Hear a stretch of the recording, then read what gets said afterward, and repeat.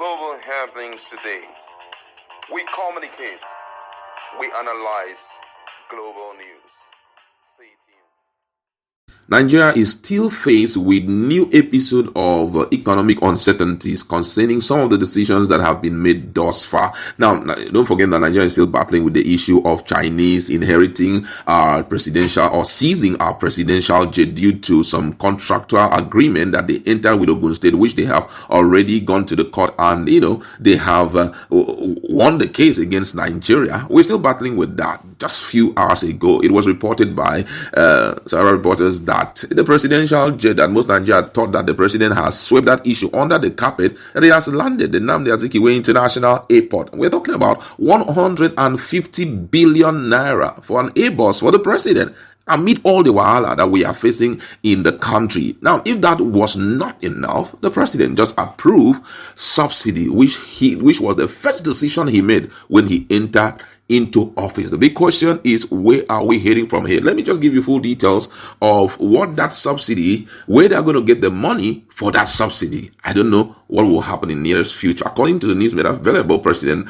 Bola Ahmed Tinubu has approved the request of the Nigerian National Petroleum Company Limited, NNPCL, to use the 2023 dividend due to the Federation to pay for subsidy. According to the cables, the president also approved the suspension of the payment of 2024 interim dividends to the Federation in order to augment the oil firm's cash flow.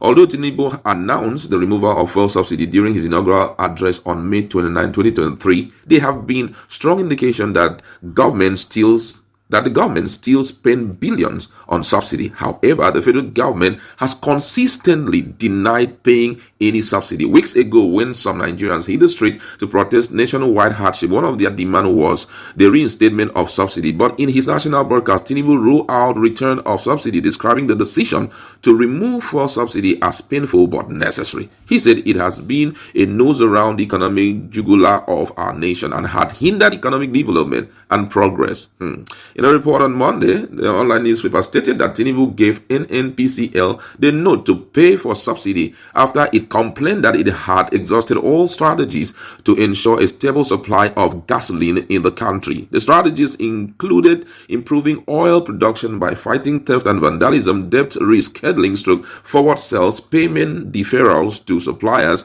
and contractors, deferrals of non-critical projects, and debt recovery, among others. These strategies, the government oil company informed the president, have failed to ameliorate the problem, saying going forward, the company would no longer be able to remit funds into the Federation account. President Tinubu had therefore directed the company to use the taxes, royalties, and other funds that are supposed to be remitted to the Federation account to defray the fuel subsidy cost. The approval was said to be given on June 6, 2024. A forecast from NNPCL obtained by the newspaper indicated that the total petrol subsidy expense from August 2023 to December 2024 will amount to 6.884 trillion naira, leaving the company unable to remit 3.987 trillion naira in taxes and royalty to the Federation account. The exact amount of dividend that would be withheld or put on hold could not be verified. Wow, what a future ahead of Nigerians. I don't know what is going on, but then there's need for clarification as it has to do with this info. The presidency really need to speak up concerning this, because it has sent fear down the spines of most Nigerians. First of all, using the taxes, royalties that was meant to be paid into the Federation account to defray the subsidy. The big question is, some of the concurrent expenditures that Nigeria is supposed to pay, or current expenditures Nigerians are supposed to pay in form of salaries and the rest, where would it be coming from? Are we going to resort back to borrowing as usual? But the troubling aspect of this whole thing is unfortunately the priority list of the government is nauseating. The people are complaining that the economy is not making any sense. Things are so difficult and all of that. But you still refuse to sweep under the carpet the issue of purchasing presidential jets, only according to Sarah reported, to bring in 150 billion naira presidential jet. Now, of what importance is it to Nigeria?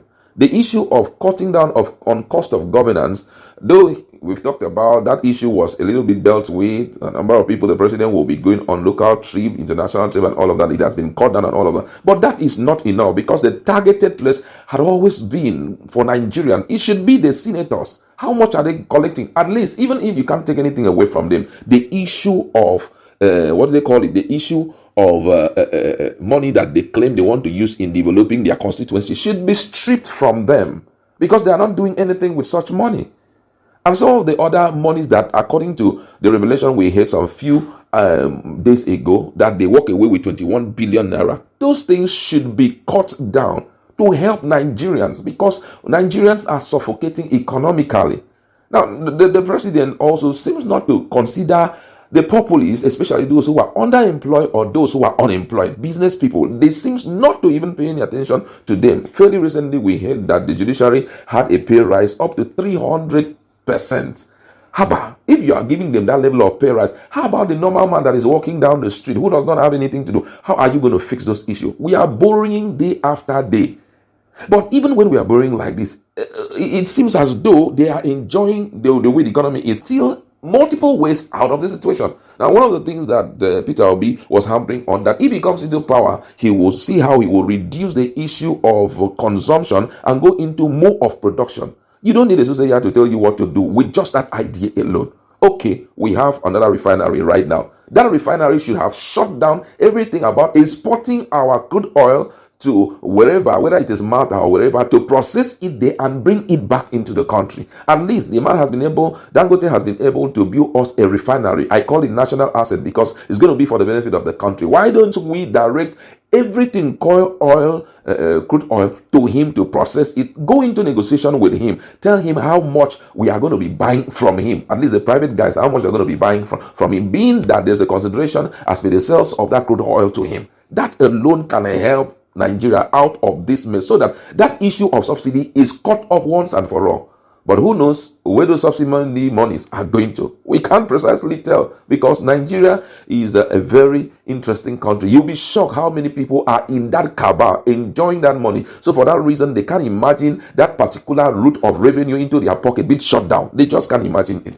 So for that reason, you see them every day. They are rolling out different kinds of policy just to make sure that they stiffen Nigerians up. They keep telling us it's just 1 year of the president into office. But then ask yourself a question. If the president, this is just his 1 year in office. 1 year in office, he's still having the sense, to buy presidential jet. He's still having the sense to embark on unnecessary white elephant project, which is not primarily needed by Nigerians as at now. The existing infrastructure is enough for Nigerians. But come on, we want to use it to get as much as we can. Fairly recently, we heard about the 25 billion naira renovated vice presidential official residence. It was already built, to 80% of it has been built, but someone had the audacity to come and be priding himself by spending 21 billion naira to renovate that house to whatever standard he claimed it is. How long would we continue like this? Somebody said something some few days ago, precisely one of the activists in Nigeria, that the main protest, when it will come, it will not be organized. I fear that the future may not spell good for Nigeria. The president needs to take out time to answer some questions so that Nigeria can know the direction we are heading. I'd like to leave it there. Let's be there. Global happenings today.